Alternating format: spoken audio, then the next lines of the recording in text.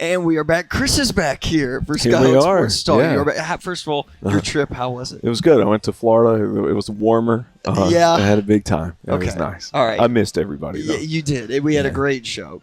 Show. But now you're back. We're ready to go. Davis Gregory, Chris Brinkley here with you all at Zaxby's in Martin, Tennessee. Let's go ahead and get into this week in Skyhawk Athletics. Baseball midweek action. Both games at home, playing Alabama A&M at 3 on Tuesday and then Murray State at 3. Make sure to keep everybody updated on the weather. Make sure to go to utmsports.com to follow along with everything with storms coming into the area this week. And then the weekend series for the Skyhawks, they'll be at Eastern Illinois Friday, Saturday, Sunday at 3, 1, and 1 respectively. Softball at Morehead State this weekend, 11 a.m. and 1:30 p.m. on Saturday doubleheader in Morehead, Kentucky, and then wrapping up the series at 11 a.m. on Sunday. Golf right now at the Memphis Intercollegiate Monday through Tuesday. Colonial Country Club in Cordova, Tennessee. Beach volleyball will have their senior day against Chattanooga at 12 p.m. and 2 p.m. on Saturday. Track and field in Oxford, Mississippi at the Joe Walker Invite Friday through Saturday. And stunt, they have got the Mid-America West Conference Tournament in Lexington, Kentucky. That's going to be Friday through Saturday. Teams competing for championships. One team winning a championship this past week. Chris with Equestrian. Going to talk to Mia McAfoos and then also head coach Kim Janes about that later on in the show. But we've got a lot to discuss. Okay, let's get going. I'm excited. Let's do it. We'll go ahead and take a break. When we come back, we'll have Grant Phillips from UT Martin Golf join us here on Skyhawk Sports Talk.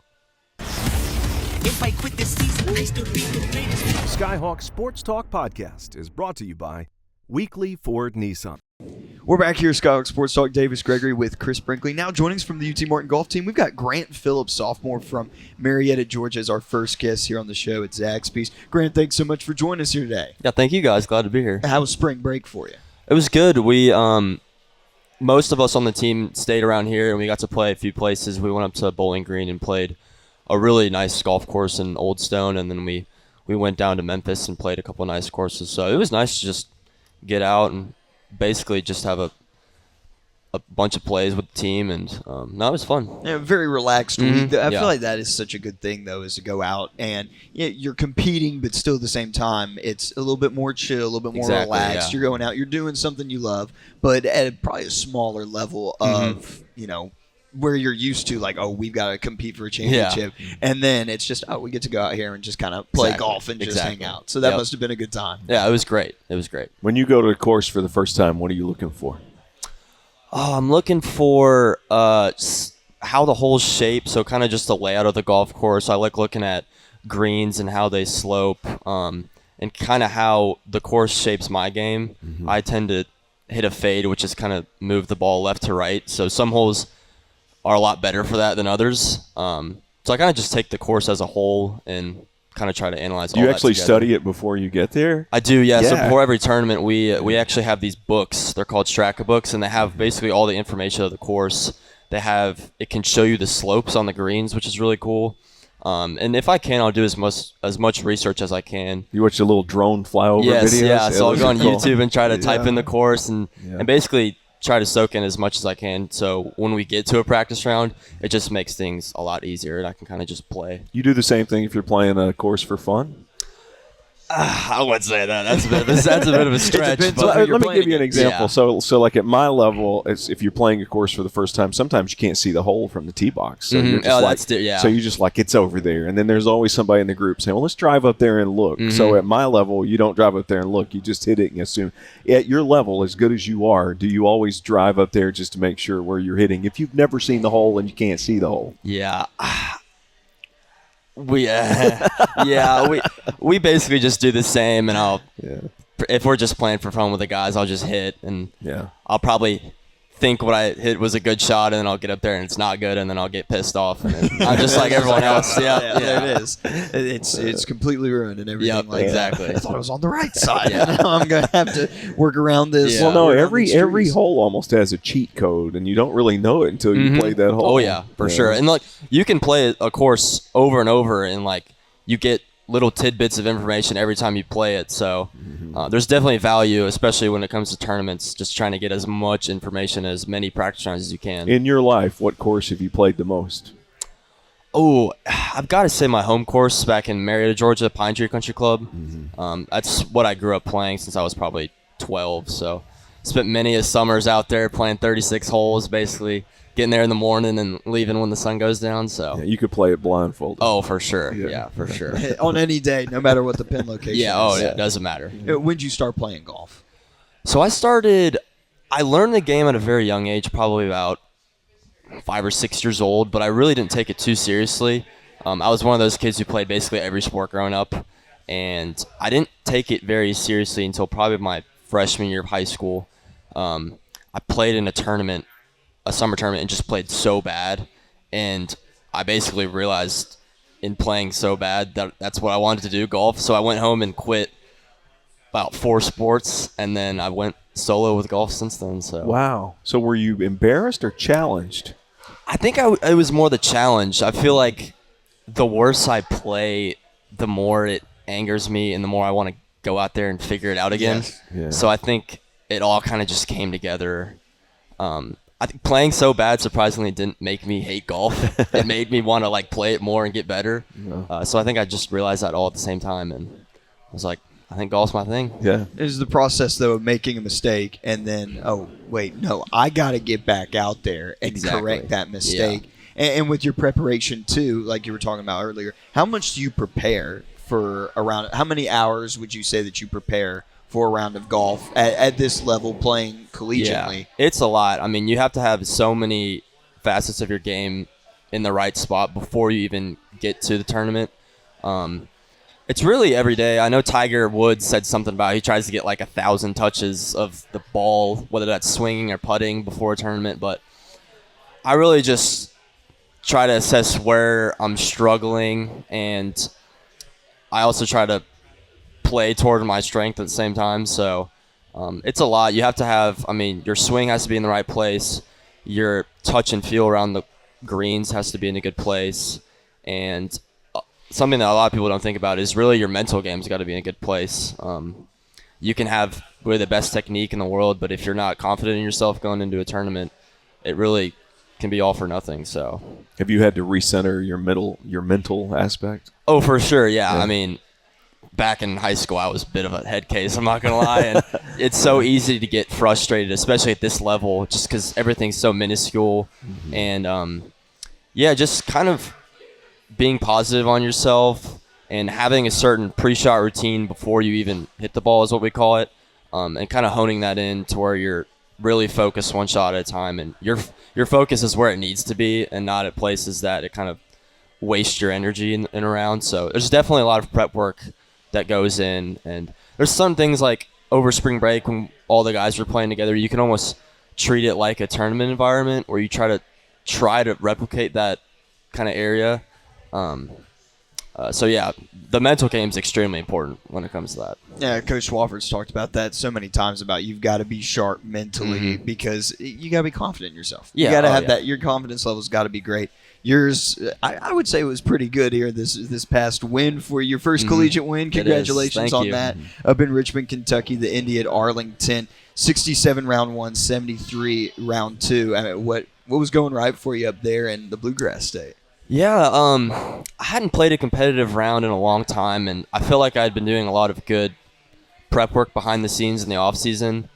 But you never know when it comes to a tournament round. You just don't know how you're going to perform and how your mental game is going to be. But I was feeling really confident going in. One area that I went into the tournament trying to win, which I feel like I hadn't had that mentality in a while. A lot of times it's almost you're going into a tournament trying to not play bad. Yeah. So there's a big difference. There is a big difference. And when I got off to a good start, it's easy to have been very complacent of where I was at, but I really tried to keep pushing on forward, try to keep making birdies. And though the conditions were extremely tough. It was very cold, it was very windy, and I knew that kind of it was an advantage for me just because I feel like I've always played good on harder courses and harder conditions. So just keeping level-headed, and I think it worked for me. It's huge, you not using that as a distraction, but instead using it as an advantage. Exactly, yeah. And that was your mentality from the beginning. That was, yeah. And you shot a 67. Mm-hmm. Yeah. Wow. 67's pretty good around there. It's good, yeah. It was good the first round. That's good shooting out there. It was. Able to win it by one stroke, too. I mean, it had to be clutch down the end. It was, and yeah. Had to have some mental fortitude there, too. I mean, talk about the game inside your head there, coming down that final stretch there on the back nine, being able to clinch it. I actually didn't really check the leaderboard until the very last hole. I figured certainly after the first round that I had to have been at least near the lead at the worst. But I really tried to not focus on it. I feel like in the past I've checked the leaderboard and gotten caught up in where I am and what other people are doing. And I really was focused on just staying within myself and not really caring about anything else. I didn't actually know if I was in contention or not. I knew I had to have been top 5 or top 10 at worst going the last couple holes. And then, funny enough, I was in the middle of the fairway on the last hole, and I was just going to lay up, and I just hit a really bad block shot like off to the right. And then I'm like, all right, I guess I'll go check the scores now. And now I see that I'm in the lead by 1, and I'm like, crap, I wish I would have re-hit that shot now that I saw that. Yeah. So the first shot that I knew that I was in the lead, I was basically in no man's land, having to punch through this little 5-foot gap and make par. And I had a very clutch punch shot up to about 10, 15 feet, and it was an easy 2-putt. So it was stressful, but I did a very good job, I think, just staying within myself and focusing in my process and my routine. So it worked out. I mean, I think, too, if I put myself in your shoes and I check the leaderboard before I'm about to go and lay up on that shot, maybe, at least for me, my nerves would start to rage a little bit of, oh my gosh, like I've got to make sure that because then you can start to overthink and I have to be perfect on everything. But for you in that you don't check it and you get to play, I feel like a little bit more relaxed in that situation. Oh, for sure. Of, okay, I can go out here and just play my game and be relaxed, be chill, and what do you know? It leads you into a win. Yeah, some people, I think checking the leaderboard helps them a lot. It kind of hypes them up and gets them in the zone before. But for me, it usually always is a negative thing. Whether it's like I'm at the bottom of the leaderboard and I'm mad that I'm at the bottom of the leaderboard, or I see myself at the top and I get all nervy and scared. So I made a promise to myself I was just kind of not going to care really. I was just going to play golf and then add it up at the end and see what happens, and it was good enough. Look where we are. Yep, keep exactly. doing that. Yeah, it's worked for me so far, so I think I'll stick with it. Yeah, I think that would be good. So Marietta, Georgia. I've got cousins that live in Marietta. My brother and my sister-in-law live in Atlanta. So where Marietta is how far away from Augusta? It's about from Augusta? From Augusta. Oh, it's probably, I think it's 2 hours just kind of west of Augusta and a little bit north. So. Okay. Have you ever been to the Masters? I have, yeah. So I've been a couple times. My grandfather had tickets when I was growing up, so I was very blessed to be able to go to some Masters. What years were you able to go? So I was basically able to go all through high school, a couple times in middle school, and occasionally just through some family friends and my dad. I could be able to probably go this year if I wanted, but we're going to have a tournament, so. Right. If you went, would you sit at one hole or would you follow? Yeah, what's the game plan? Because I've never gone. Have you ever gone to a golf tournament? And there's really 2 ways to approach it, I think. And it's really fun to just sit at a hole, usually a par 3 to me, or over water on a long par 5 or something. But following is a lot of work, and you're jockeying for position. What do you like the best? I'm one of those psychos who tries to see as much of everything as possible, so I will. Occasionally, I would like to sit down at a cool place, but most of the time, I'm walking all over the golf course trying to see as many holes, as many players as I can. Yeah. And it's a long, tiring day. People don't realize it's a lot different than your normal sporting event where you're sitting in one seat. Mm-hmm. I mean, you're tired after the day. Your legs are sore. Yeah, and you have to be quiet. Sure. You have to know when you can make noise and when you can't make noise, and you're walking 6 to 10 miles doing it at the same time. Yeah, it's a lot. Now, I've never been to the Masters. I'm sure it's heightened. What's interesting to me about the Masters is the tradition. The food is not very expensive. Even the souvenirs, it's got this old school feeling. What's that like? Oh, it's great. I mean, I think one thing that sets the Masters apart is there's no phones allowed, which at first you're like, oh, darn, like I want to take photos and videos. But once you're actually in there, you're like, man, this is quite nice. Like you can kind of really soak in the moment and just be very present. And the tradition's great. I mean, all the people that go there respect it, I think. And I think it just makes the tournament so unique in what it is. Who'd you follow growing up? What golfer?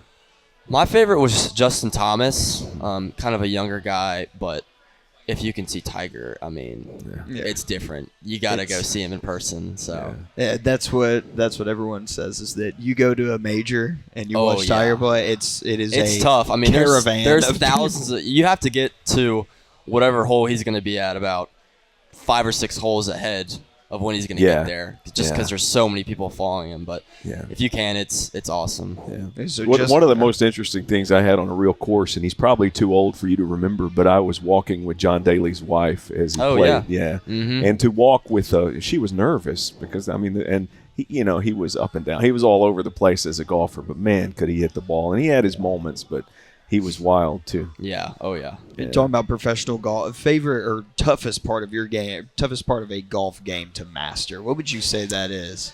Because I feel like a lot of people are going to say putting. Yeah, putting. I would say for the normal amateur, especially someone who's starting out, it's definitely chipping.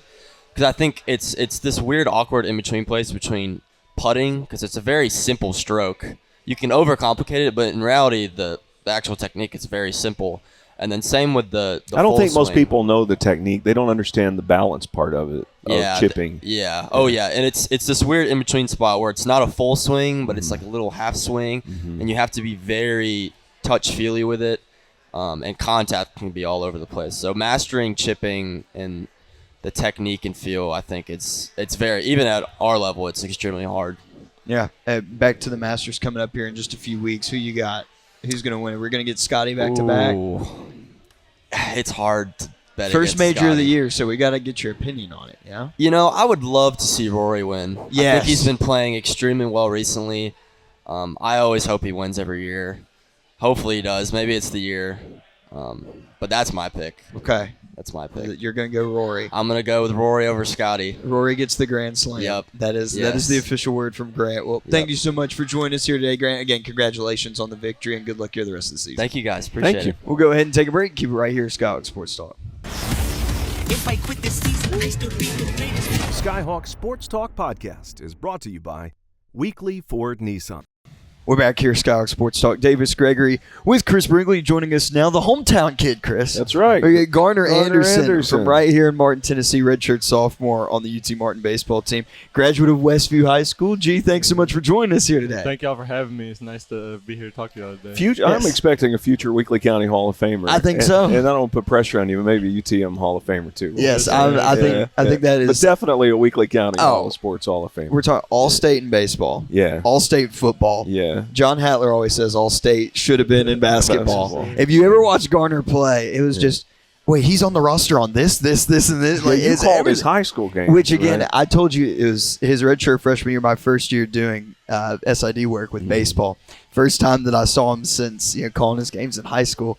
And I just looked at him and said, I'm only 24 and everything. You have no idea how old that makes me feel. Like, I watched this guy play in high school, and now I'm calling his college games too. Yeah. But it's cool. I mean, but I'm like, golly, I don't know if I should feel old about that or how I should feel about that. But let's just start in high school, Garner.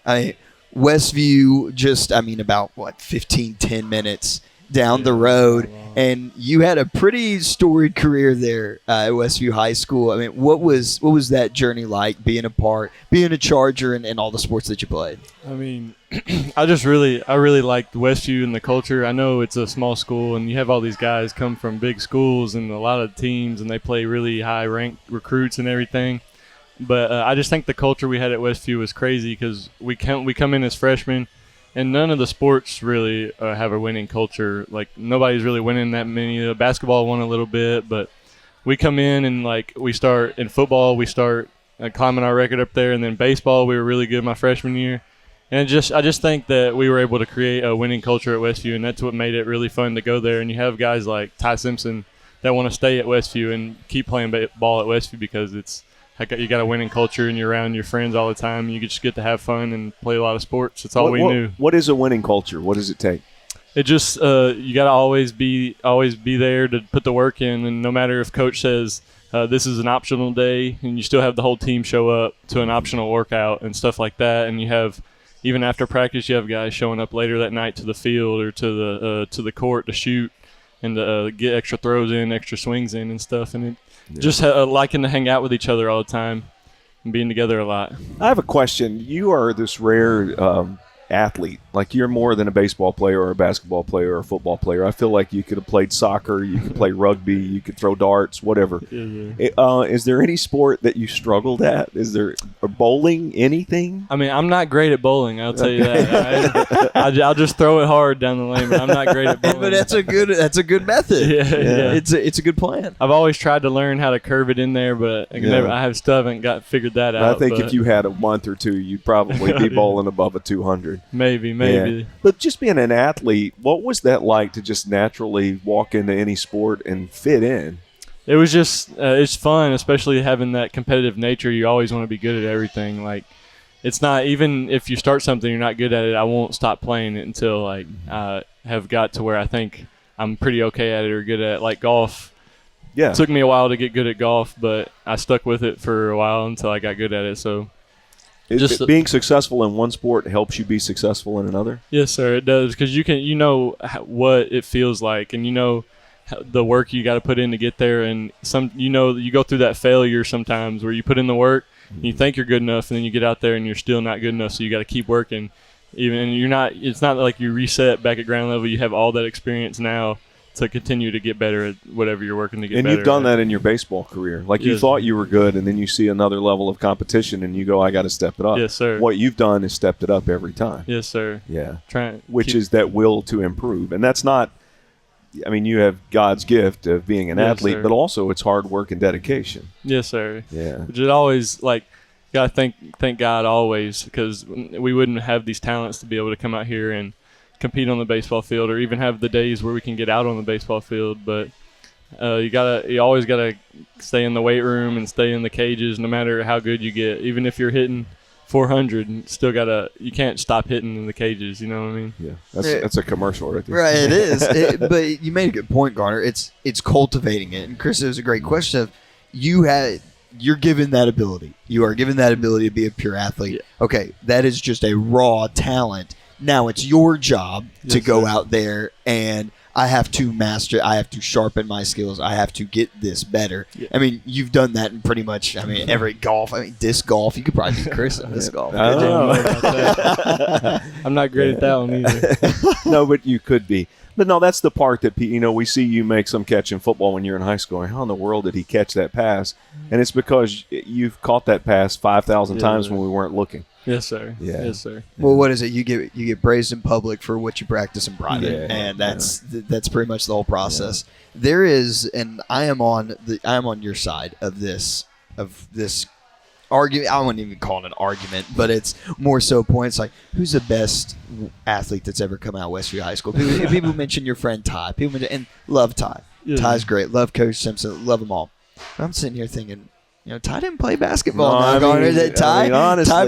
bailed out on basketball. Now you got all three, and you excelled at them too. But talk about, your friendship with Ty and building that up. Now you got, I think you got Alabama everything now. You're fully sold in on them whenever you're not cheering on UT Martin too. So that relationship, and then that competitiveness, because both of y'all played on the same baseball team together too.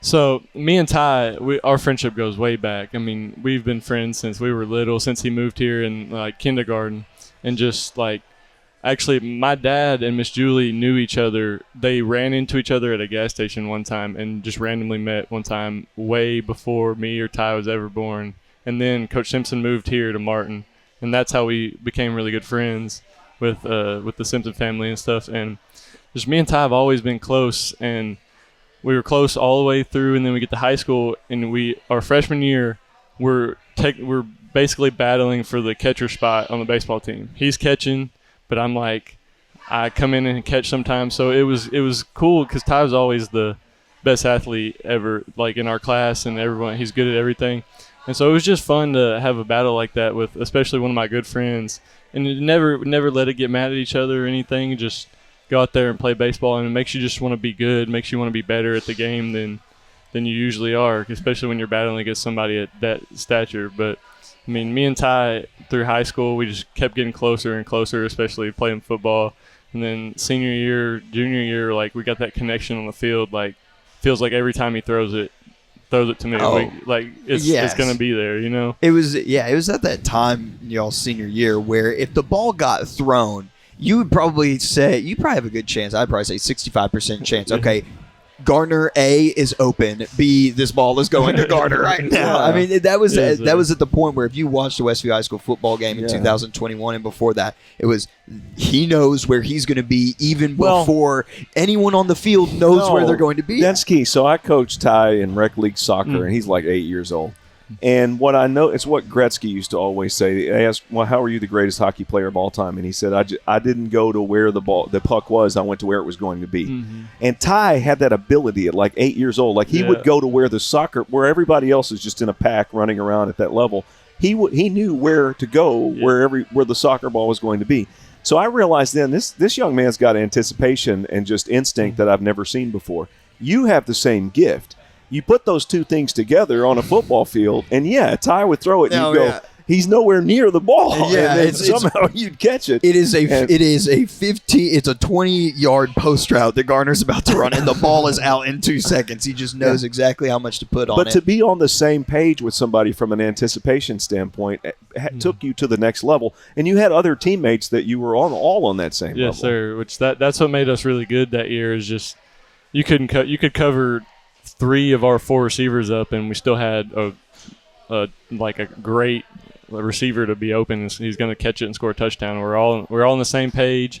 I mean, a couple of times we got some people that don't know the plays, but we had enough leadership out there to tell us the plays and what route you're supposed to run. Like all of us know each other's routes, so we know where they're going to be and tell them where to go. It was really good to get on that same page, and a lot of that just comes from being together all the time. Like even outside of football, we're always at the Simpson house watching film after the game or after practice and stuff like that, and just even ice baths after we would get out of practice. We'd start practice at 2, get out of practice 4:35, and then we'd all be at the field house until 7:38, just like hanging out and having fun up there. So it was just really good to have that family and that culture. Yeah, and that ability to anticipate, though, helped you in basketball, and it definitely helps you in baseball. Yes, sir. Yes, sir. Yeah. It does. Guessing pitches and everything like that, and learning a scouting report. Guessing pitches, but not over guessing. Yeah, there's this fine line where you're anticipating, but if something else happens, you have the ability to react to it. Yes, sir. Yes, sir. Getting back to baseball now. So third year on the team. It started in right field before getting a shiner there on the left side of your face at Western Kentucky. Let's go to the decision from Westview to stay in Martin, because I have doing Young Life and having conversations with so many of you all about we've just lived here our whole life and we want to go somewhere else. It is completely honest, completely reasonable that you want to go somewhere else because you've grown up here your whole life. You decided to stay, play for Coach Jenkins and the Skyhawks. Why? Well, out of high school, I had some junior college offers and offers away from Martin that I could have gone. And I know even I said it in high school, like, I want to get out of Martin. Like, I've been here. I'm been here my whole life. I'll just be here longer. But I just felt like when Coach Jenkins gave me the opportunity to stay here and to play for a Division I school, even though we're a mid-major Division I school, small Division I school, it's still better, as in, like, they know what Coach Jenkins and them, they know how to develop us, and they know what they're doing more than like a junior college would. And I thought that would be the best opportunity for me, and stay close to Martin where my family can come watch, and I still have my friends around, and so it's pretty comfortable. It's been comfortable to be here in college, and I really feel like I'm at where I want to be at as a baseball player too, and I made the correct decision in my development. Yeah, your game's been really good this year. Thank you for staying. Yeah, thank you. We appreciate it. First, before we talk about your game, getting hit there at Western Kentucky, I got sent the video, and I was watching it. I was like, he managed to stay up. This was a fastball, right? Yes, This is a fastball. What was the count? 0-2? It was 2-2. It was 2-2. Fastball comes in. You want to stay back, and you want to see it a little bit deeper. Gets hit. and stays up. You stayed up. I got hit in the back one time in Little League. I went down. I was done. It was like, Davis, the pitch came in at 5 miles an hour. What are you doing? Why are you not getting up? You get hit in the face. For Western Kentucky's got one of the best pitching staffs in the country. Might need to work on the control a little bit. But for you in that moment, obviously a moment where a lot of your work and everything and getting to that moment, being able to see a lot of games and a lot of starts, and then you get hit. And surgery, everything went well there too. But in that moment, I mean, what's going through your mind? I mean, at the moment of what happened, I was trying to go to first base. I didn't understand. I didn't understand why they wanted me to, like, they wouldn't let me stay in the game, and I was really like begging them to let me stay in the game. That's just really what devastated me at that point. But after that, just thinking of all the rest of that day was kind of rough, thinking of how long is this going to take, all this. But then after that, I just had to accept it and just realize that God's got a plan at some point, and he's there for me. So it's all going to work out, and you just got to get back to the grind, really. I mean, because you were already dealing with an injury. Yes, sir. Yeah. Yes, sir, with my knee. Yeah. But, I mean, it's been a pretty rough year of ups and downs, but God's always got a plan, and you just got to stick with it and have faith in him. You can't worry about the next day. You just got to live in the present and continue to work and get back as fast as I could is what I was thinking. Even with the injury, what have you done to be a good teammate? Oh, I've been to I traveled Western Kentucky. I got hit on Friday, and then we didn't play Saturday because of the rain. And on Sunday, I drove back up to Bowling Green and was there for my team. And I really wanted to be there, and I've been at every game since then, except for Wednesday before my surgery. I had to go to Vanderbilt, but I've been at every game, and I've been hitting BP before the games with the guys and stretching and just making sure I'm always still with the team. Yeah. Like I said, that being with each other all the time is what brings that culture, and I feel like our team is all around the same age this year, and I feel like we're all really close, and we're like building that winning culture here again. Yeah. Coming into now this week, 2 OVC series are down, and a couple midweek games here against Alabama A&M tomorrow, and then Murray State Wednesday, and then travel to take on an Eastern Illinois team that's pretty talented. They just got the OVC Player of the Week, and so this conference still very talented. But you all, I mean, with that opening series win over SEMO, and again, you would have liked things to go differently this past week against Lindenwood, but there's still plenty of more opportunities. How do you all as a team then, I mean, keep yourself together and say, hey, we're good. We're going to go take on this next week, and we're going to master the rest of this season, and we're going to be good? I think it really comes with just watching that last series, because baseball is just a weird game. Like, you never see Steph Curry go out and not be able to hit a three, or Tom Brady not be able to throw a football, but you'll see plenty of MLB players go out and not get hit for 30 at-bats or 20 at-bats or so. So, I mean, it's just a game of ups and downs, and we just really got to watch that, put us behind us, and go at it hard tomorrow and Wednesday and just show what we can do, and then take that momentum into the weekend and just play like we know we can. I think you should be a coach someday. Yeah, I think so. That's pretty good. Hey, Coach G, that's what we've got. It's development and process. He's ready to go, Chris. He is. Well, we're going to get you the softball helmet. That is the report. We're going to get you caged up and get you ready to go. Joked with Andrew Fernandez a couple years ago. He gets in the face, has to put a cage on. And then now, I mean, we got to get you caged up. We got to get you the helmet and everything like that. The Cameron Brady helmet. Got to bring that one back out of the locker room. Yes, sir. We got it. I've been wearing it, hitting with it in the cage, and it just feels pretty normal. It feels fine to me. So I also got to wear one in the field too, but we'll deal with it. Okay. It's an adjustment, but we're going to figure it out. Sir. That's what it is. Garner, thanks so much for joining us here today. Appreciate your time. Thank y'all for having us. We'll go ahead and take a break. Keep it right here on Skyhawk Sports Talk.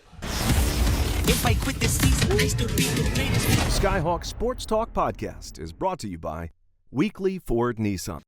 We're back here, Skyhawk Sports Talk. Davis Gregory with Chris Brinkley. Now joining us here at Zaxby's in Martin, Tennessee, Allie Robinson from the UT Martin softball team. Allie, thanks so much for joining us here today. Thank you for having me. So we're a graduate already with a degree. Congratulations on that. Thank you. What's your degree in?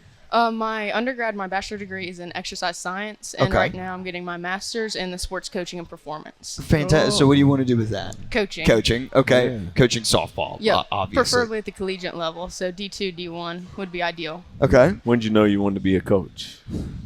I would say probably going into college. I was originally going into athletic training, so I could still be surrounded with sports and be involved. And then as I went on, I was thinking, well, I think it means more to me. I actually want to be a part of more involved with the athletic side of things. So I think that's kind of what I knew and where I'm looking to go now. Yeah.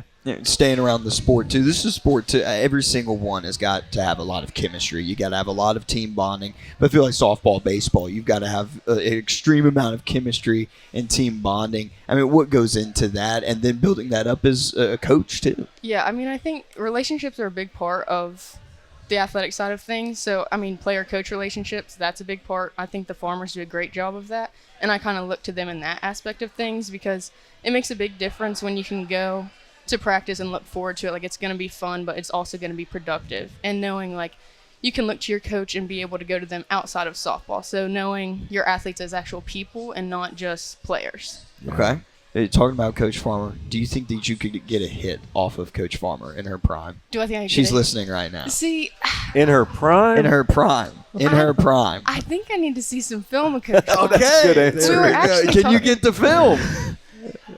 We No. didn't have video. They didn't have the film back then. They didn't have the film. We were actually talking about that the other day, the athleticism between Coach Farmer and Farmer Daniel. But we also wanted to see some film of Daniel back in his prime. Okay. He's still in his prime. Yeah, he's in his prime. That high school athleticism and frat boy era. The frat boy. Do you want a microphone? Would you like to respond? No, he's just gonna leave it. Yeah. He'll do it at Brett C. and then Looking forward to it. Yeah. The relationship. He always gives you a reason to come to the field. Exactly. But it's so great too, because I was thinking about it the other day. When you come to a baseball or softball field, I love all the other sports. I love football. I love basketball. But when you come to a baseball or softball field, there's a different feeling in your stomach. Yeah, for when sure. you come to how would you be able to describe that? Well, I try not to get too. I'm not a very emotional player, so I do try to refrain from showing too much excitement or getting down too much. But it is like a great atmosphere. I mean, everyone's involved, and I think the dugouts, like obviously the cheers, the chants, everything like that, it just builds you up, and it's different from any other sport. You come to a game, and it is just, I don't know. I don't know. I think it's exactly what you described. Agree. I don't know. Yeah, there's something about it. Maybe it's because it's outside. And it's good weather. Yeah, I think that's even when it's bad weather. I mean, not terrible weather, but if it's a little chilly or there's a light rain, you get there with your sunflowers. Are you a sunflower seed person? I'm not. What is your dugout snack of choice? I don't eat during the game. You don't? Nope. Peanut butter crackers, nothing? Nope. I do. I sit back there and sip on my water. That's about it. No Gatorade or anything? Not usually, no. What about between games and a doubleheader? Now that there, yeah. Yep. I'll sometimes eat a little sandwich with the Hawaiian rolls that I always request. The Hawaiian rolls? What yeah. goes on to the Hawaiian roll? Just some ham and cheese or turkey and cheese, That's whatever fair. we got. That's fair. I've always thought that was tricky, though, because here you've played a game, you've either won or you've lost. You do have this break. It's not very long. You want to take care of yourself physically. Also, mentally, you almost need to erase the chalkboard. And the team that's most prepared going into the second game of the doubleheader has an advantage. So how do you do that? How do you approach that as a player and as a team? I think going back into the locker room, like in between or during the game break, just kind of reflecting on your performance from the first game and then learning what adjustments you need to make moving on, but also having a short-term memory. So forgetting all the bad, even all the good, like that was last game, it doesn't matter now. You're moving on and looking ahead of just what you can do better and coming out ready to play for that second game. Yeah, it's important. It is. You've got the experience, too, as a graduate. Second year here at UT Martin. You transfer from West Virginia Wesleyan. That's a lot of W's. Yeah. W's. That's a lot of W's in that to pronounce is. it. You come over there to UT Martin. What was the decision like to come over here and be a Skyhawk? I think whenever I came here on my visit, I immediately liked the town a lot because I'm also from a small town, and it's very similar to what Martin is. Martin's bigger than home, but like Main Street, everything very similar. Where are you from? Buchanan, West Virginia. Okay. So the same town as my previous school. Okay. Yep. So population 10, 20,000? At home? Yeah. No, like even smaller? 5,000, 6,000. Okay. Yeah. Couple restaurants, a gas station. Yeah, we actually do have a Buffalo Wild Wings. Whoa! Look out. Yep. Okay. Big chain restaurant, we have one. Yeah. And then obviously like the small town little Mexican restaurants have like 2 or 3 of those. But Yeah, and we're exactly the same. Now we've got 4. yeah. So Are you in the mountains or is it? yeah. Okay. Very Yep. cool. So very similar to Martin, just not as flat. Yep, just a lot more hills You have and to a think- lot less wind and tornadoes. You have to think Yeah. that you're on top of the mountain. That's what it is. That Yeah, just sitting at the it's top. exactly. You're on top of the mountain, Mhm. and whenever you go up in elevation, it's like, oh, I don't know. You got to lie to yourself. Have you been to It's West Virginia? like, I've not. It is beautiful. What I've part not have you been. been to? I mean Stanton or Staunton? No, that's Virginia. Yeah, always Well, mixing this up. I'm so sorry. Not far. I'm so sorry. No, it's fine. Yeah. We are our own state. Yeah, I'm sorry. Is there a rivalry between Virginia and West Virginia? Does West Virginia feel slighted? No, I don't think so. You just felt slighted just then? Yeah, 'cause- just a little yeah. offended, but Yeah. Well, Virginia doesn't have the John Denver song about him. yeah, so exactly. No. They- Is the they're- John they're- Denver song popular in West Virginia? Oh yeah. Okay, Yep. good. Country Roads is played at the end of like every WVU game. Awesome. Yeah. Why? I'm so yeah. sorry.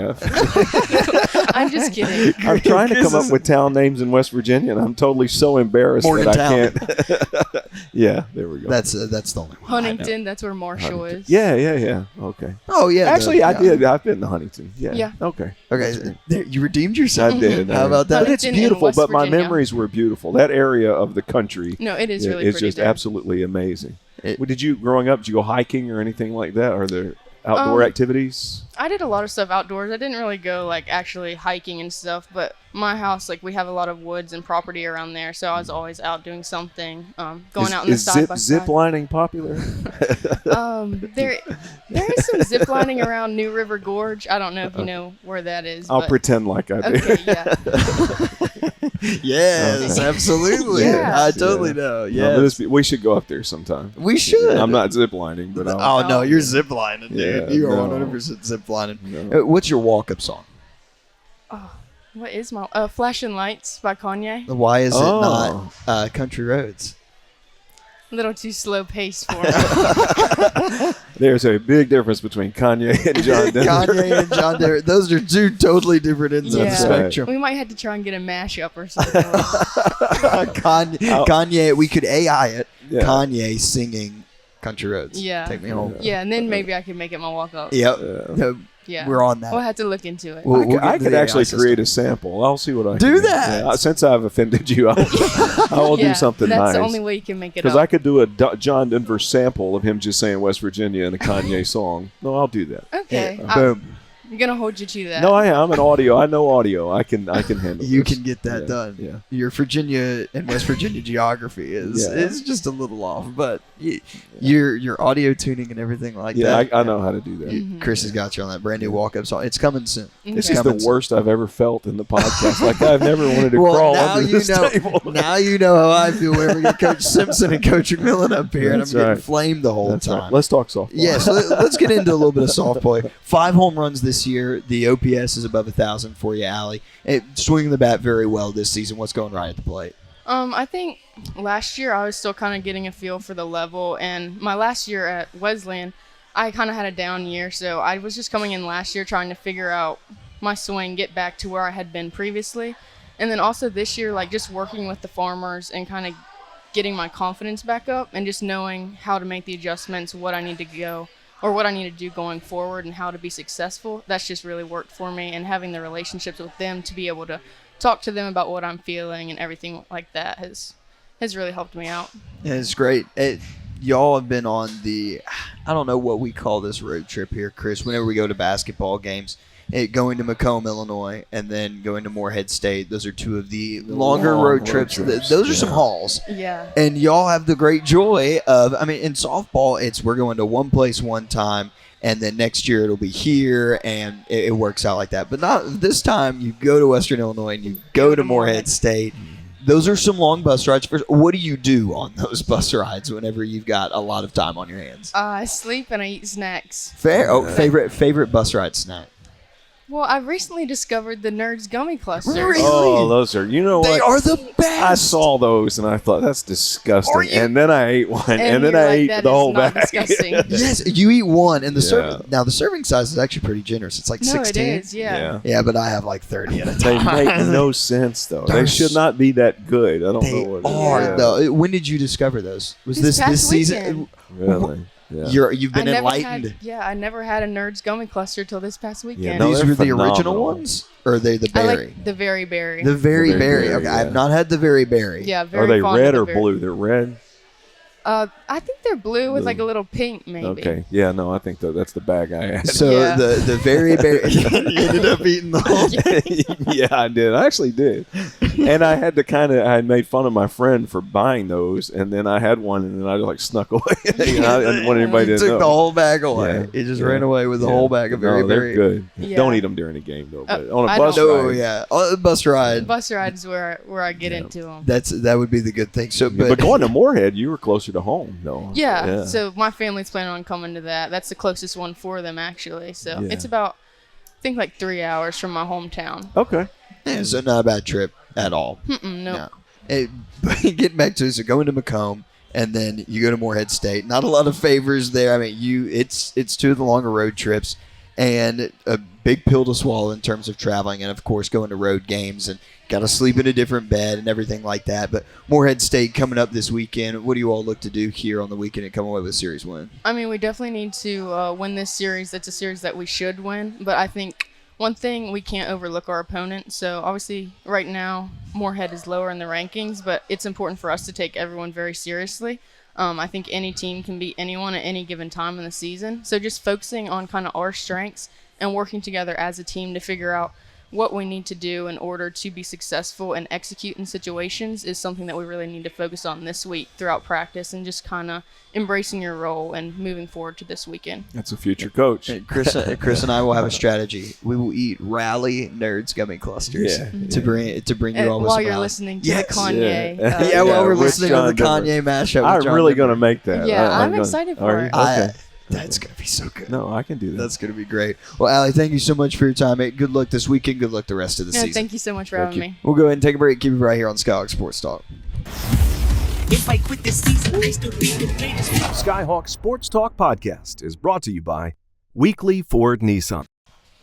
And we're back here, Skyhawk Sports Talk. Davis Gregory and Chris Brinkley here, now joined by ECAC Conference Champion Mia Magavuz. Congratulations, Conference Champions here this past weekend. Quite the accomplishment for you and the team. Thank you so much. Yeah, A it was lot, awesome. a lot of hard work going Yes. into this weekend and ending that 12-year drought of without a conference championship. A ton of emotions. I mean, if you had to capsule the whole weekend in one word, what would it be?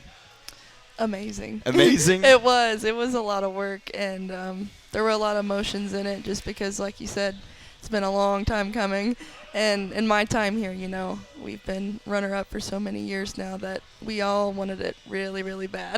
And it was this senior group, too, that goes and gets. I'm sitting up there thinking whenever it went into raining and down by one in the championship, I'm thinking, we got to have a happy ending. This has Yes. to end with a I know. happy ending. It Same has thoughts. To. We can't. There's no way that this story ends in a bad way, and it ends in the most exciting way possible with a conference championship. And for you, I mean, what a year it was. You get Horsemanship Rider of the Year, your all horsemanship team, of course, in that.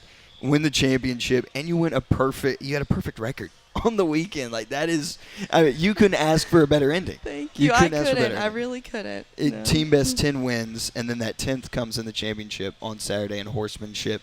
When we get into this weekend, we take a look at Friday and then Saturday with the championships, all the nerves and everything. I mean, this is it, and it is in your house, it is in your building with your horses. What's kind of going through your mind as you all prepared for the week and got ready for everything?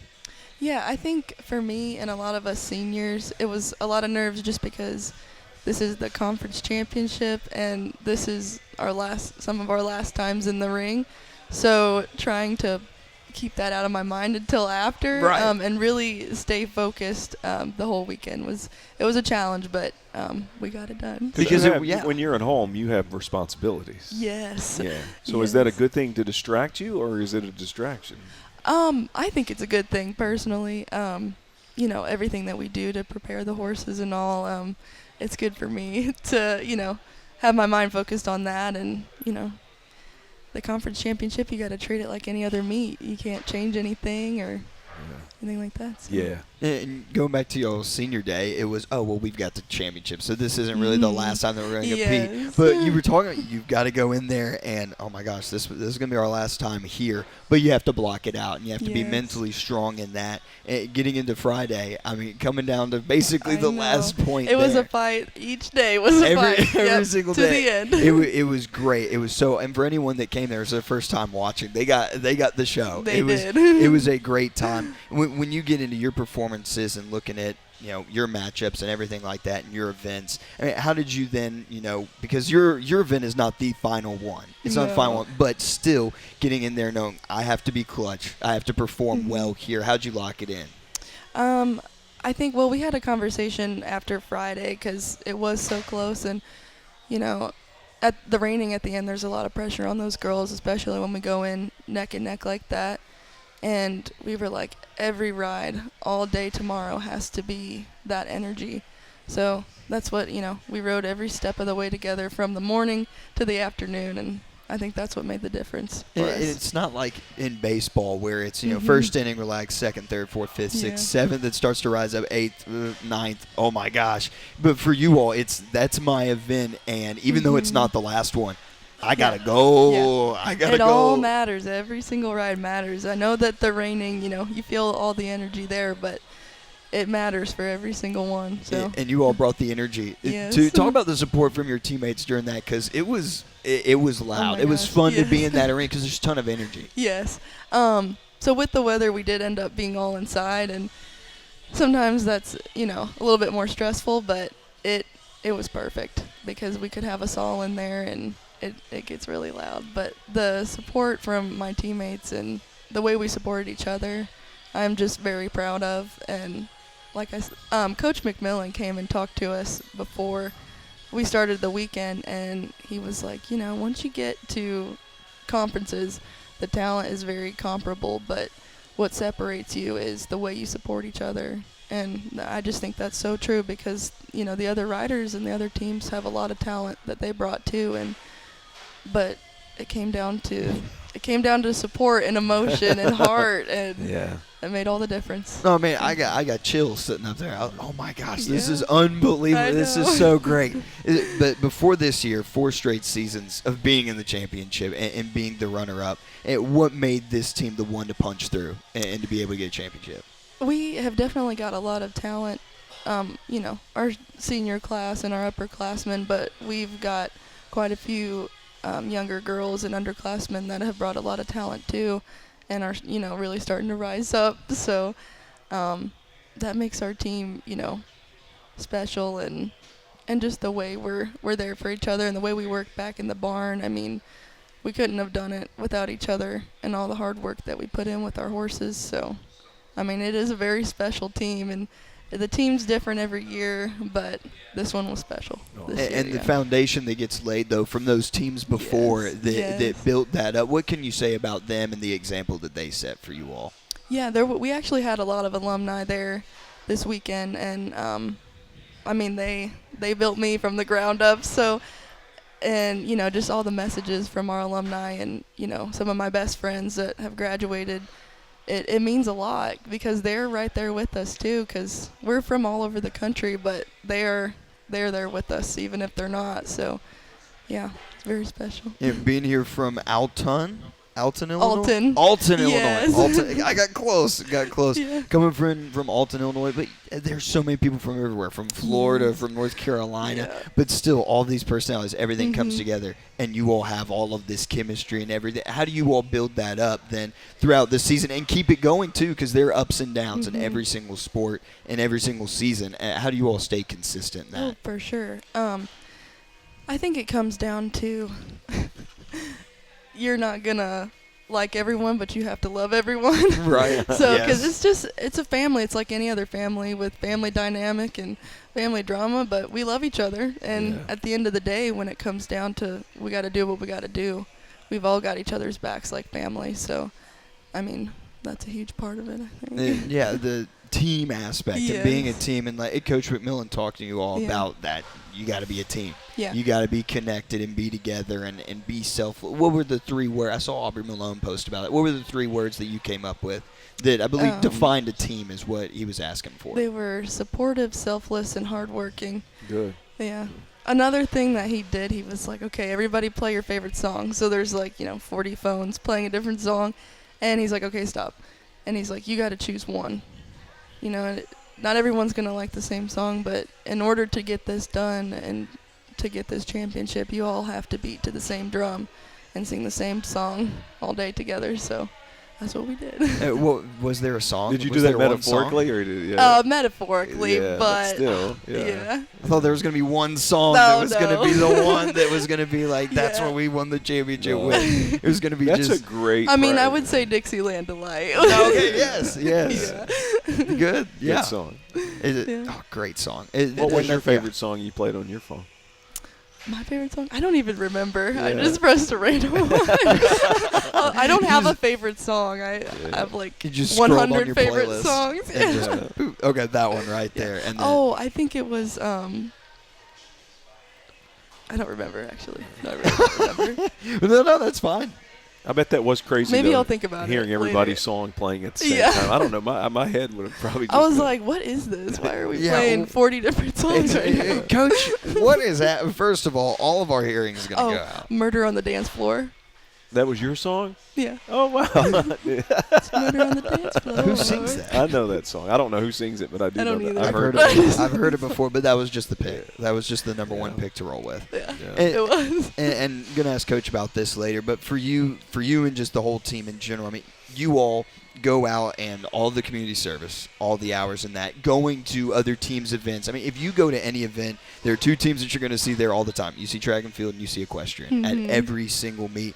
You all going out in the community and making an impact there, and then being there for all the other teams, and then also managing your time into your academics, and then excelling in the classroom, and then on the field, in the ring, and things like that. It has to make it feel so special, though, because you do all of these things right. And sometimes when you do all those things right, you have that thought in your mind of, there's no way that this story is going to end up ending badly. Come on. Like, you got to be joking me right now. Like a series of unfortunate events or whatever that book is, and it has a bad ending. Yeah. But you all have done everything right, and I think that it shows that you do the little things right, and you be a good person, and good results are going to follow. How are you going to carry that in the rest of your life after college? Yeah, I mean, I'm a nursing major, so that's easy. That's easy. So I totally believe in that, and it comes down to, like we were talking about earlier, you can have all the talent in the world, but it does come down to character and support and things like that. So.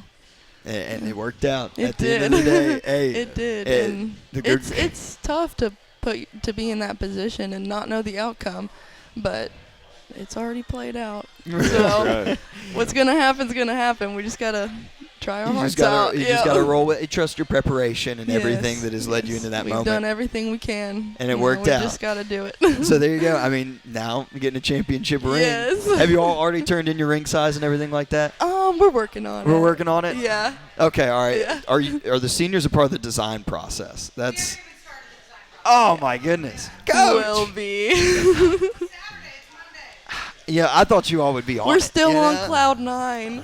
Yeah, okay, we're still Once we come like down, this. we can start designing. Okay, that's fair. That's fair. We're still. I mean, are y'all still just looking at the trophy like, oh my god? Yes. That's exactly how I felt. The vibe of being down there. Well, and then so we have to talk about this. So it came down to raw score. Yeah. A raw score did. tiebreaker. The tied 10-10 comes down to raw score tiebreaker. Did you know that? Because I don't know the tiebreaker rules or whatever they want. Did you know that after raining it was over? That you all had won. Yeah. You did? Okay. I did. I was trying to, because I know they have to do all the calculating and things like that, but they had a 0, so I was like, we just won the conference championship. But I was trying to hold it together because I was like, be respectful. I don't want to get everybody all riled up because I got a lot of energy right now. But I was like, okay, Mia, lock it in, but we just won. I We know just we won. did. It's over. We just won at our place. It's over. It's Yeah. done. Yeah. But you had to keep that in because I'm sitting there thinking because it was after I think it was after Poe's ride, and that was the point to get it to 10. And y'all just explode. I'm thinking, was that it? Was that it? And then we go down there, and Aubrey came up to me and was like, wait, did we win? I'm like, I don't know. Did we? If you don't know, then I don't know. I don't know. I don't know what's happening right now. Yeah. And so then when someone goes, no, it came down to raw score. Yeah.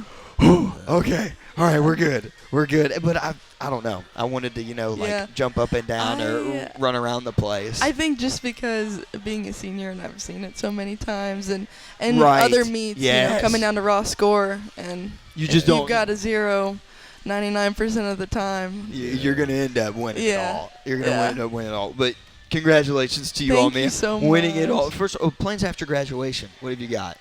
I actually have a job in St. Great. Louis, yes, at Barnes Jewish Hospital. Oh, nice. That is going to be awesome. Yes, I'm very excited, yeah. Well, congratulations in that. And you get to flex your new ring. I know, I can wear it to work. It'll be a part of the outfit. Day one on the job, no one's going to have a championship ring on. Yeah. You're going to immediately stand out. It's going to be so awesome. Now, if I was a patient and my nurse was wearing a championship ring, I'd be like, You're- heck yeah. Yeah, you're in good care. champion. Yeah, they wouldn't even know that it's your first day on it. Like if you got first day Yeah. jitters and stuff, and they'd be like, "Oh, I'm fine. This person won a championship. Are you kidding me? This person was an MVP. They were the best." And you're telling me right now, like, oh, nothing's wrong. I'm good. I'm set. So you're gonna immediately first day impressions succeed everything. It's going to be great. Excel above all expectations. I sure hope so. It's going to be great. Well, Mia, thank you so much for joining us. Good luck here in the rest of the school year. Thank you for having me. Thank you. We'll go ahead and take a break. When we come back, we'll get Coach on here on Skyhawk Sports Talk. If I quit this season, I still be the greatest. Skyhawk Sports Talk Podcast is brought to you by Weekly Ford Nissan. Back here, ready to wrap things up here on Skyhawk Sports Talk with our final guests, Davis Gregory and Chris Brinkley here at Zaxby's in Martin, Tennessee. Joining us now, head coach of the 2025 ECAC Conference Champions and Coach of the Year. Yay. It is Kim Janes of the UT Martin Equestrian Team. Coach, congratulations. Thank you. I'm getting chills right now. Yeah. Is- It's just so exciting. Yeah. Still hasn't hit me all the way, but it has. Yeah, So it's great. First championship in 12 years for Yeah. this team. What an incredible moment, and not just for the team, but for the university. For the university, For the yeah. university, for the program as a Yeah. whole, to be able to say, we did it. 12 years.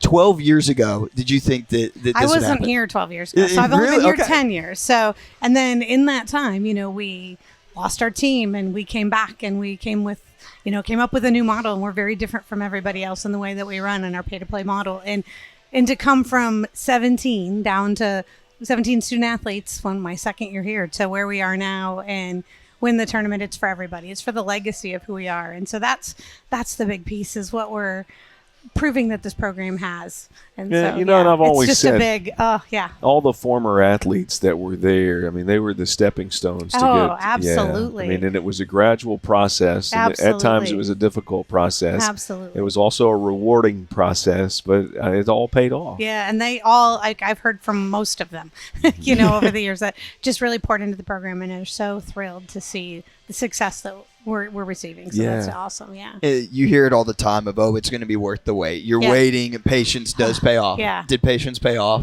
Oh, it does, because it's that. More than you could have ever imagined. Absolutely. We've had 3 years of wish we could have, right? We're so close, little mistakes, things that we could have done differently. And one of the things I heard you asking me, what was different this year? One of the things with Coach McMillan that he talked about was, in those gaps when why didn't you make the champion? Why didn't you win? What separated you from those last 2 points? Because they were all very close. South against SMU and against UC Davis, the 3 that we lost were second. And it comes down to us and our family and our little internal dramas and little things and getting in the way, because at the end of the day, we write a judge sport on animals that have their own brains and their own ideas, and they may or may not be having a good day, and all of those things we can't control. But what we can control is who we are. And I think getting down to the fact that, those 3 words, that was, we all have to be on the same page. My idea of what a good teammate is and what your idea of a good teammate is maybe aren't the same. Mm-hmm. But for this week, they have to be.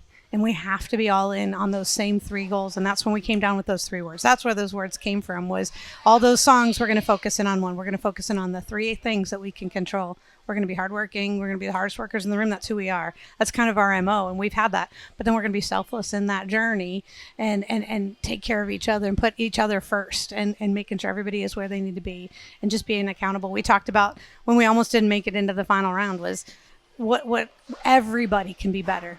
You can be better in the barn. You can be better getting that horse one extra brush, making sure he's looking the best he can be in the warm-up pen, all the places that we can be better as a team to come up with that end result that we're looking for. She talked a lot about what Coach McMillan said. Yes. You're talking about the UT Martin basketball coach who is he the was amazing. championship coach. What was your choice in getting him to talk? Just a different perspective and what could we do, and I've just always respected him, and a big piece of it, a big part of why we're still here is because of him. He was the interim athletic director. That's right. 9 years ago. That's right. And he came up with the pay-to-play model. And so he's always been a mentor to me, and I reached out to him. But I wanted this group doesn't know what we went through in the past, some of that. We've done some of that, but it was really cool to have him come talk to the girls. Yeah. And then he doesn't know, he's like, I don't know anything about your sport. I don't know anything about riding horses, but I know about coaching and I know about being in a team and individual sports to a team sport. And it was really cool to have somebody else come from a different perspective and really get us all on one page to go in. And we owe him a gratitude. And he came both days to watch. So yeah, it was awesome. Yeah. So tying across the campus, it was good. It takes a team, though, to win those 2 games that you all did. Coming down to the wire. Friday comes down to the final point. Kate Davis, we'll get to Kate here to say it. Raw points tiebreaker in the championship against UC Davis. One word to define the entire week, it's clutch. Yeah, at the end of the day. And I'm thinking about it, first of all, watching Kate ride and then watching the rest of the team ride. And also, I think that is so awesome that, it came down to the raw points tiebreaker, that even if someone didn't win a point, they still played a part in winning. Those numbers, and everyone still does play a part regardless of if you get to the 11 mark or whatever it is. But I think it's so special that everyone can be like, no, every single 0.5 point that I got, it mattered at the end of the day. It did, yep. And that is so great, especially for you all talking about being a team and everything that you've gone through in that. But clutch. Clutch is a great word. There are some people that have got that gene in them. Yeah. And then there are some people that don't. Yep. Your team had it in them. How, why, and how did it work out? It was both days the Rainers really had to everybody has to stay calm because it's important all day. But that pressure point, we just took a walk outside and kind of shook it off. And we're like, we've done our homework. We're going to go ride the best of our ability and have some fun and try not to let that pressure hit because it can. And that's where mistakes come in. Horses, because they're an animal, they feel, and they're responsive to your heartbeat and your heart rate and all of that. So keeping that calmness is a big piece of it. Shaking that off and going, okay, I've done the work. Let's just go have some fun and ride these horses that we love. So that's all we could do. Yeah, that's what we did. And all the prep came into it. Yeah. You've done everything that you can possibly do now. And talking to Grant from golf, it's everything that you prepare for. Absolutely. And then you get to the moment, I've already done everything that I need to do, other than I've just got to come out here and show what I've worked on. Absolutely. And everything that I've prepared for. And it leads to the big win, getting to Friday. So down 9-8 in raining. Yeah. And you rattle off 3 straight wins. Kate Davis gets the highest score of the event in that day to clinch the point. Yes. And talk about her also getting 2 MOPs. Oh, my gosh. Well, that is clutch to find. It is. I said, if she doesn't win the clutch, we have that Emmy's clutch. Like, that's clutch performance. Like, we were, and she's been in that spot before and it didn't go that way. So she's had that experience of feeling that pressure. She was actually the first ride of the day also and won her point. And then the last ride of the day. And I'm like, there's a plan. You don't know how much you believe in that, but I believe there's a plan and that's the way it was supposed to be. And that's a horse that she rides well. And it was just like, just go have fun. Just go ride Chloe. Just go, you can be better. There was the other ride had some errors in it. We knew where she could be better. And that's always a good feeling when you're like, when they're both good. Oh my gosh, I'm so sorry. But when you know that they were good and you just have to go be better, that's hard. But when there's a couple spots you can be better, so that takes a little that pressure off. I just need to really concentrate on those places I can be a little bit better. And then she was a lot better. So that was really exciting. Yeah, and just a fun moment for the rest of her life, and just then her punching that on the bracket. Oh my gosh, that's a memory I'll have. Yeah, it's a moment for all time. Absolutely, for the program. That's one that you hang in a picture frame and you put on the wall, and you take recruits through and be like that. And you describe the moment and what happened. Because walking in the pen, I was like, okay, I got to put my money where my mouth is. I said, as long as we're doing these 3 things, our words, where we're focused on that, I don't care what the outcome is. And I was like, I don't care what the outcome is, but let's have a good outcome. You know what I mean? Like you have to be ready to say that. It's okay because we did everything we could do at that point. And just and so it was good. Yeah, there's not a moment like that. Yeah. And talking to Mia too about how reigning is the last one, and they've got to be your quote unquote closers. But when it comes down to a championship, it's every point flat. Yeah. Everything comes down to okay. I've got to lock it in, and I've got to perform to the best of my ability, and I've got to be clutch. Yeah. And the whole team was so clutch, especially then on Saturday.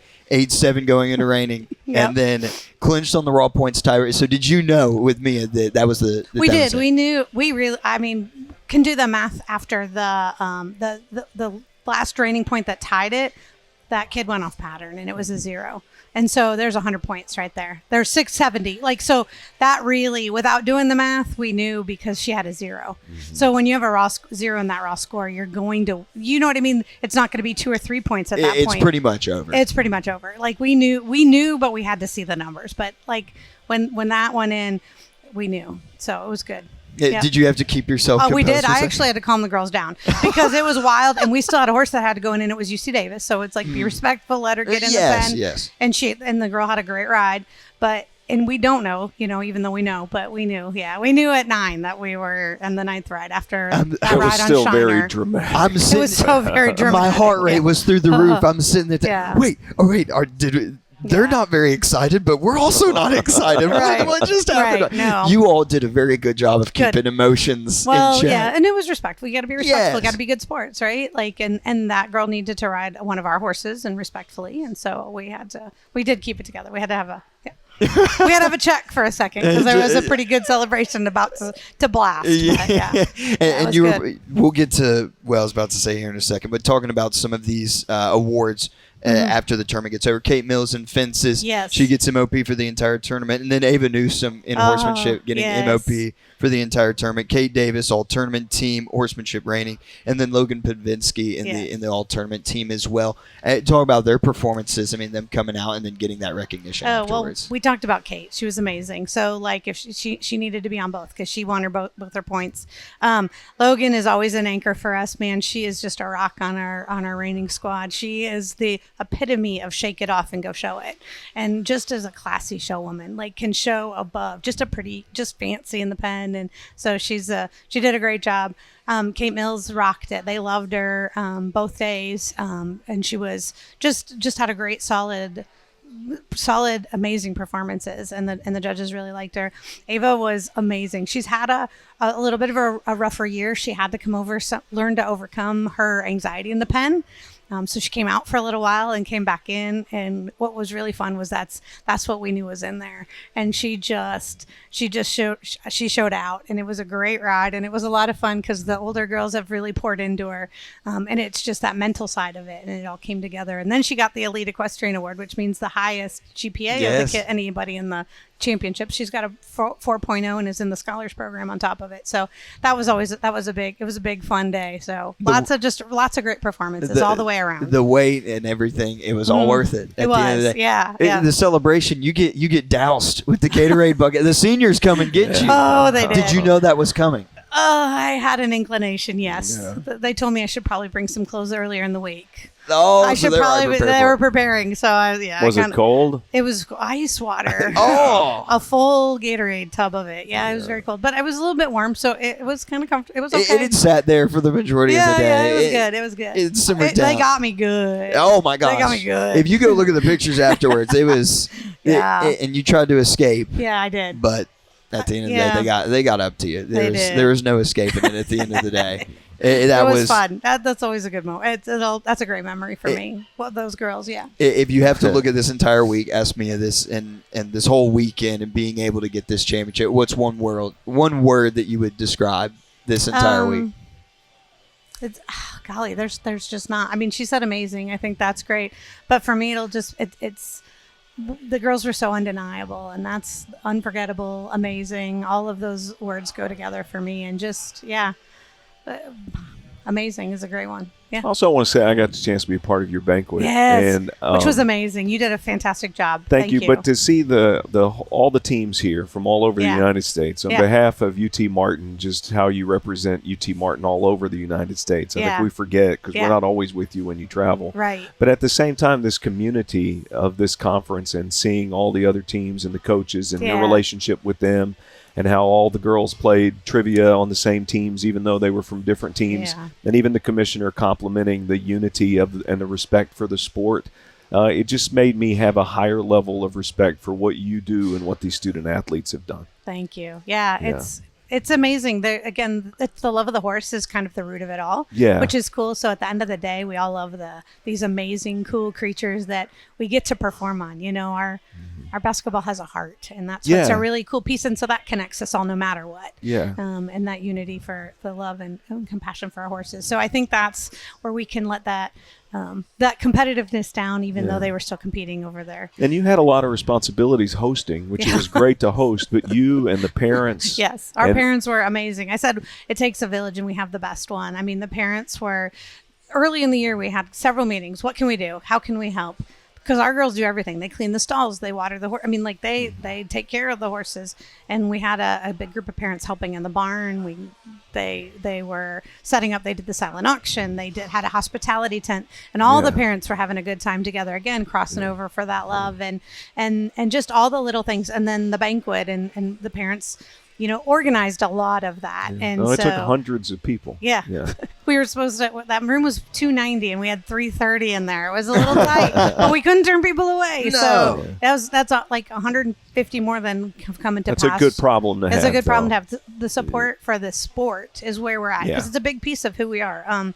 We're working on moving to full championship status, right? We're still an emerging sport. And so that camaraderie is what we need to become a championship sport and to remove that emerging sport status for us. So I think you're there. Yeah. Championship identity and things like that. About mention it with me about whenever you go to UT Martin sporting event, equestrian, track and field are always there. Yep. You have your athletes do a ton of community service. Absolutely. And they're all over the place, Absolutely. not just on campus, in the town, in the entire community. Yep. And it is so awesome to see that when, again, it is true, and I love when this phrase is true because sometimes life doesn't work like that. Absolutely. But when good people finish first, and it pays off to be a good person, and when you see that, it's incredibly rewarding. And for you all, good people finish first in this one, and it is so awesome to see that happen. That's even a bigger compliment for me than any of the other, because who they are at the end of the day is that's why I love my job, right? That's why we get to do what we get to do. And so if we're good to other people, when that comes back, it pays off. It pays off. It pays off to be a good person. Yep. That's the biggest compliment you can give me in my program. It costs nothing to be a good person. Absolutely. And your program is excelling at it in all these different ways, and it's paid off with a championship. So congratulations on that, Coach. Thank you so much. Did you watch Riley and I's interview? I did. You did? Oh, it was awesome. Yes. Yes. What would you score my ride on Frappe? Oh. No. I'm a judge. I'm tired. I shouldn't ask. I'm tough. I shouldn't ask questions that I don't want the answer to. Right? The girls, I'm probably one of their hardest critics. So, yeah. But did you see? You don't want to score for me. It's going to be tough. Golly. But great time. First of all, thank you for that, because I got to ride the 2 years in the making of talking about riding Frappe. Yep, that's good, because he's retired. Now he just gets to roam. He gets to do his thing. That is so great to see the retirement ceremony, everything. But no, that was. I'm glad you watched that. Yeah, that was I did. Great. It was excellent. Riley did a great job. She did. Tia, we got to talk about Tia's gas problems, Coach. Well, That was 3 times. I know. But honestly, old ladies. What can I say? I mean, come on. She's an old lady. There is a camera. I'm just saying. She's being honest. She's having clarity.